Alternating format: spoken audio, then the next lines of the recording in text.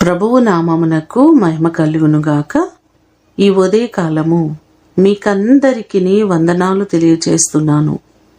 ఈ దినము మిమ్ములను బలపరచు దేవుని మాట, నీ విశ్వాసము నిన్ను స్వస్థపరచును.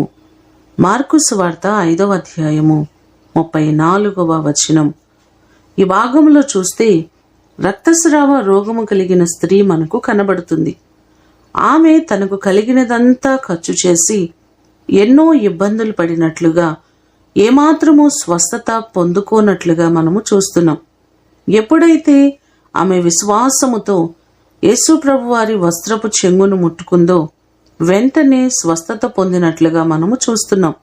అందుకని ఆయన అంటున్నారు, కుమారి, నీ విశ్వాసము నిన్ను స్వస్థపరిచెను అనే మాట చెప్పడం మనం ఈ భాగంలో చూస్తున్నాం. మనము మన జీవితాల్లో ఏ కార్యము పొందుకోవాలన్నా బలమైన విశ్వాసము మనకు అవసరమైనది. ఆ విశ్వాసము ద్వారానే అనేకమైన అద్భుత కార్యాలు మనం పొందుకోగలం. ఈ మాటలు వింటున్న మీకందరికీ దేవుడు సంపూర్ణమైన ఆరోగ్యమును అనుగ్రహించి ఆయన మిమ్మును స్వస్థపరచునుగాక. ప్రార్థన చేసుకుందాం. పరిశుద్ధుడు అయిన తండ్రి, మీ ప్రశస్తమైన పాదములకు వందనాలు, స్తోత్రాలు. ప్రభువా, మీ విశ్వాసము నిన్ను స్వస్థపరచునని ఆనాడు రక్తస్రావ రోగము కలిగిన స్త్రీతో మీరు మాట్లాడుతున్నారు.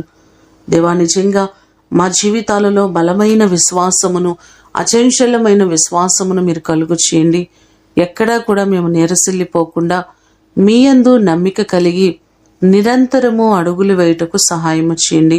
బలహీనులను బలపరిచే దేవుడవు, స్వస్థపరిచే దేవుడవు, ఆరోగ్యమును అనుగ్రహించి ఆరోగ్య ప్రదాత మీరే ప్రభువా.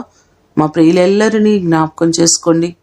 ఎవరు ఏ బలహీనతల్లో ఉన్నారో, ఏ అనారోగ్య సమస్యల్లో ఉన్నారో ప్రతి వారికి ఉన్న బలహీనతలను, అనారోగ్యములను తొలగించండి.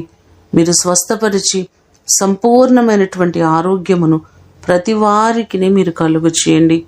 ఈ దినము కొరకు వందనాలు, కృతజ్ఞతలు మీకు తెలియచేస్తూ యేసు అతి ఘనమైన నామమున అడిగి వేడుకొని పొందియున్నాము తండ్రి. ఆమేన్.